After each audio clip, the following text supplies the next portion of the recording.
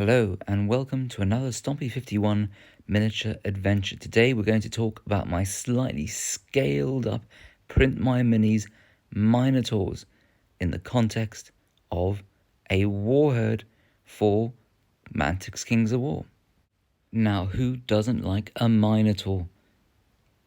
And who doesn't like Paul Bonner's amazing artwork? Last week I was going to play a game of Dead Zone, but unfortunately my opponent had a pull-out for family circumstances. And someone said, well, hey, why don't we play a game of Kings of War? And I took the store's Forces of Nature army and played this guy's orcs. It took us a bit of time to get to grips with it because neither of us really knew what we were doing. And there was only one rulebook. But I kind of liked the system because it represented my understanding of kind of ancient warfare. You know, two large groups of largely blokes with shields and hand weapons crush against each other in a massive scrum. There's not too many casualties as they push back and forth, but then suddenly something gives on one of the sides and they kind of start to run. And at that point, the side that kind of is winning from having caused not many casualties catches them from behind, and then you have mass casualties. And our game of Kings of War captured that nicely because basically each unit seems to have two stats, a kind of a leadership, a nerve stat, but it's made of two parts. The first one is like a lower number, and when the enemy has caused you that number of wounds, because I think they're not wounds as in like a kill, they're conceptually just how much are you happy to stay in the game. And this first lower stat, when it gets exceeded, your unit starts to kind of waver and start to take penalties. And then only when you get to hit a higher nerve stat, which is a few more kind of wounds you need to get to, then they basically just break and run. And for the purposes of the game, they're basically wiped out. Whether they're wiped out physically or they decide to leave town is pretty much irrelevant. But anyway, the most entertaining thing over there is you can see those raccoons. So they just put out loads of wounds. They couldn't take many, and they seem to have quite low nerve, but my poor opponent never managed to inflict particular damage on them, and so they wiped out the unit of goblin arrowmen you can see here, archers, but then they hit another tougher, I think, orc unit from the flank and wipe that out too, because if you hit someone from the flank, you double the number of attacks you put out, and if you hit them from the rear, you triple them, I suppose representing with that kind of wavering nerve kind of stat that, you know, people don't respond well to being hit in the rear by a body of troops who are hitting you in the back. And so I thought to myself, it wouldn't have occurred to me to make a Forces of Nature army. I'd only use it because that was what the store had in its kind of demo army. And then I saw that you could mix in some people from the herd, units from the herd. And I thought, I've got units from the herd, I'm sure. I mean, because what are these guardian brutes? With brutal, crushing strength, fury, and pathfinder, which I think means they can run through forests unhindered, and thunderous charge. The Mantic lore seems to suggest that these brutal guardians, are owlbears and owlbears. But they could so obviously just be these quite fantastic looking Minotaurs by PrintMyMinis, which I got on my mini factory. And so here are my guardian brutes, also known as Minotaurs, also known as bullgors. Now, the first unfortunate thing I'd like to point out is that when I took these out to spray last weekend on a perfectly warm day, and I shook the can, what came out was slightly dusty of my Halford's white spray can, which has never done this before. And if anyone knows why that is, please do let me know. I could have scrubbed it off if I'd been quick with simple green, but I wasn't quick enough. I was slightly distracted.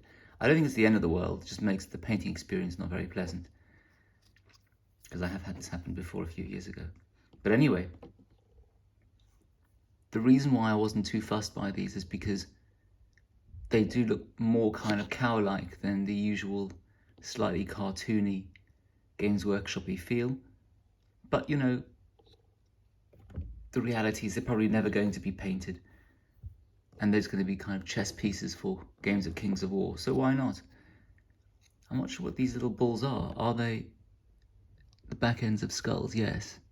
Yes, they are. They're the back ends of skulls. They look slightly more kind of Greek myth than anything else, albeit Greek myth mixed with kind of Scottish tartan-like kilts. I suppose that's one thing I could do with them, but I'm not going to be bothered with that, I think. If I did paint them, I think I'd find one of the Games Workshop contrast paints that is whatever the modern equivalent is of Doom Bull brown. Slap that on, maybe dry brush it, maybe give very limited highlights to the head, horns, and then maybe kind of golden armor and bolt gun metal type weapons. One mate of mine did slightly cheekily suggest they could all be painted as, I think he said Holstein cows, which I think are female. Nothing to do with Bismarck, these guys. But I think that is beyond ridiculous. Anyway, this fellow seems to be holding some kind of lasso. I don't know, maybe they go out and hunt for meat. Although I'm not sure that these guys wouldn't just be vegetarian. Oh yeah, there's a bit of the 3D resin supports there. Anyway, or maybe it's some kind of innate joke because, you know, these guys get lassoed in Wild West movies in Texas, being a steer. So maybe he's running around chasing cowboys. Who knows? But anyway, I always love it when a big monster sort of has a weapon over his shoulder waiting to clunk someone. It looks slightly menacing. Oh, that dusting is really upsetting. But that's the joy of 3D printing. I could just bend these and print more.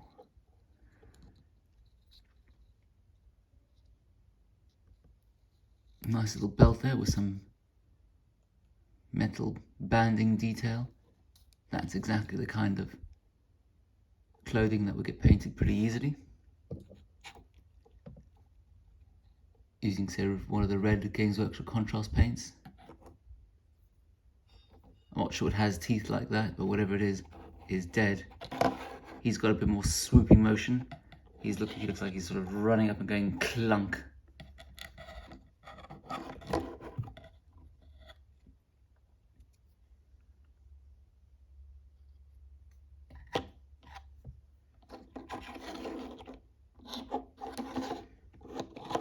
He looks a bit similar to him. Are they the same? No, they're not. So I think there are at least 8 different sculpts. Bit of a shield. I mean, is that metal? If it is metal, it's probably rough, unfinished metal, which has a lot of character.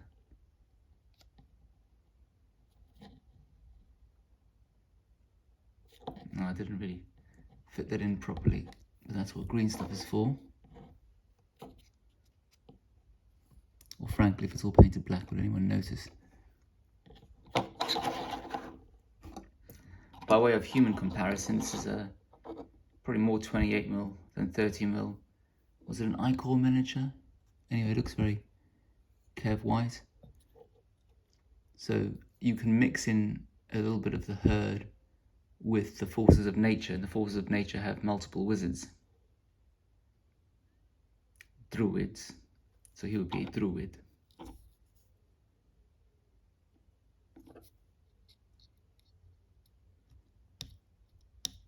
I must say, I'm sure people of the Abrahamic faith are always slightly dismissive of kind of woodland kind of religions, or ones which have what they call idols. But I must say, from watching the series Vikings, it really brings out how, you know, these peoples truly believed in these wild forces of nature, and I suppose in the Viking sense, the Allfather and the pantheon of gods. And what is it? Britannia, that quite weird mishmash of Rome's conquest of Britain and 60s kind of cool Britannia on Now TV, I think. And they also bring out, particularly with the Druids, how there was such deep belief in all these gods and forces. Oh, and I have to get a knife and cut that little bit of metal off. So he weighs more than he does, because he's metal and he's 3D printed resin. And there's two more over here.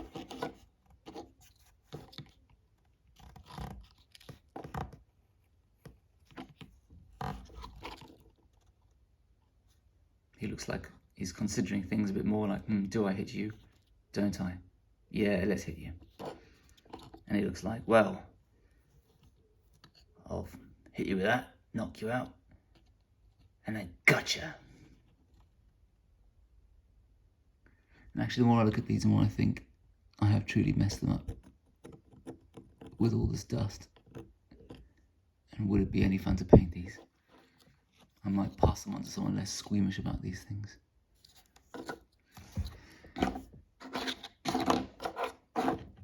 And then the pièce de résistance, which alas, I probably have messed up a bit as well. Let's get that into focus. So, you may remember that I acquired a largely broken Nightmare Miniatures Goblin Chariot. And these wolves, which are huge, were kind of surplus to requirements, and they were made out of some kind of resin. And I wasn't sure what to do with them. And these wolves were clearly a bit of an homage to the kind of late 80s Games Workshop Citadel wolves, albeit I'm sure a lot bigger, because I'm sure they were pretty scrawny, those wolves. And then I had floating about, yes, and so I because my entire little goblin wolf horde is made out of those old plastic Games Workshop wolves, these didn't really fit in at all. And I thought, well, what do I do with them? And they've sat in the box for a couple of years. And then also I had this old Chaos metal Chariot, and it also fitted in with nothing, and I wasn't sure what to do with it. And then I read that you could have a Minotaur Chariot in this herd army, and I thought, well, let's see if we can bend this. The yoke saddle, actually I kind of knew it was called the yoke, onto the backs of these guys who have a rope already there. And that seems to have worked out just fine. I mean, it's plausible. I mean, you'd expect that to be more centered here, which is what it's supposed to be, aimed at the plastic horses this was designed for. But, it's still plausible. Oh, you spot things like cutting off that bit of metal, which you wouldn't do before you spray painted it. And so that looks kind of plausible as they come running towards you. And then this guy looked like he had the most leadership potential. I don't know, he looks kind of contemplating. And I drilled a hole in his hand, which he was kind of clenching in pensive, aggressive thought. And I had one of these whips floating around from, I think, an orc Chariot boy by Games Workshop from, again, must be mid-90s, late 90s. And I pinned that in there, because even though without it, you could still argue he was shouting mush, mush to the wolves. Everyone needs a bit of encouragement. And looking at, I might scratch off that little mold line over there. Now, unfortunately, he was the first victim of the spray can issue, but I just dipped him in simple green and then scrubbed all this off. And there you can see I probably ruined that wheel. But you see, I could just speckle it with dirt and these heads. But the rest of it seems to be okay. And I managed to get all the dustiness off him. Oh, he seems to have tied his hair back into a bit of a plait. Do they all have plaits? No, they don't all have plaits, which again speaks for his leadership qualities, you know, because the guy with the biggest hat or the biggest hair is always in charge. We could even make him ginger, just for a bit of colour change. Oh, I didn't get all the dustiness off. Now, this is some proper old hammer with some proper modern sculpting. And they mishmash together all right, I would say. I don't know. Do leave your comments at the bottom if you think this is plausible. So these guys kind of pin you down in their unit of 6. He stands back and buffs them, and then he goes and flanks you with a smile. Anyway, thanks for watching to the end, and thanks to those who left me comments from my last video. As I said, I love just gently responding to each, with taking on your interesting thoughts about the hobby, about what I'm trying to do, your better ideas, just whilst I'm sort of sitting waiting for trains as I commute back and forth. And of course, if you haven't subscribed, please do subscribe. See you around soon.